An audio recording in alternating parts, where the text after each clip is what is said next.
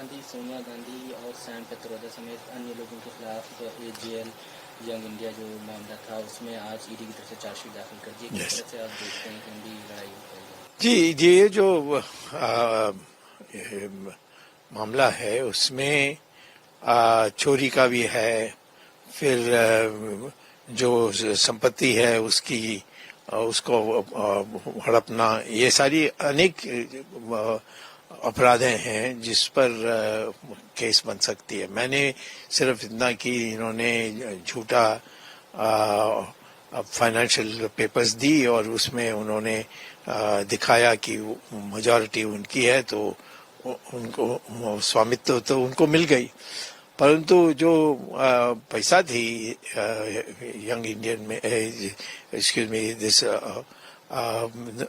Paper में, उस कागज जो संपत्ति थी उसको लेने के लिए इन्होंने, कांग्रेस पार्टी ने कर्जा थी, उस कर्जा भी इनकी बनाकर क्योंकि कांग्रेस पार्टी भी सोनिया गांधी की अध्यक्षता में थी और आज भी है, और राहुल गांधी महामंत्री थे और ये हैं यंग इंडियन में, तो उसका पद को दुरुपयोग करके उन्होंने ये अपने कंपनी में बना ली।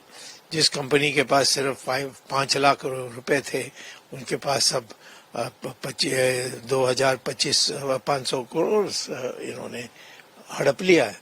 तो इस पर आज प्रोसिक्यूशन चल रही है। इसके बाद इनकम टैक्स का भी होना है, वो भी पड़ा है, क्योंकि इनके पास इतने पैसा है, उस पर इनकम टैक्स होना चाहिए था, इन्होंने इनकम टैक्स तो फाइल ही नहीं किया।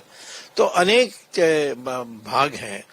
मेरा भाग है कि जो उन्होंने क्रिमिनल जो सीआरपीसी है, जो हमारी आईपीसी है, इसमें से जो अपराध के जो है उसमें इन्होंने चोरी की ये दिखाई। उसमें ये जो आज जो आप टीवी में देख रहे हैं वो है पैसा हड़प करने का, मेरा छीनने का है। उन्होंने संपत्ति ने और उसकी जो बिल्डिंग्स हैं, ये सारी को इन्होंने हड़पने के लिए कोशिश की। आज जो आप जिसकी प्रचार हो रही है वो पैसा का मामला है। गर्मियों की छुट्टी होने वाली थी, मेरे पापा आने वाले थे, तो हम लोग सभी खुश थे। तो मैं बेड पे चढ़ के डांस कर रहा था, लेकिन वो पहले ही आ गए। प्लीज तो मैं उस समय तो कंटिन्यू नहीं कर सकता था, तो फ्रीज फ्रेम टाइप का हो कसम पैदा कर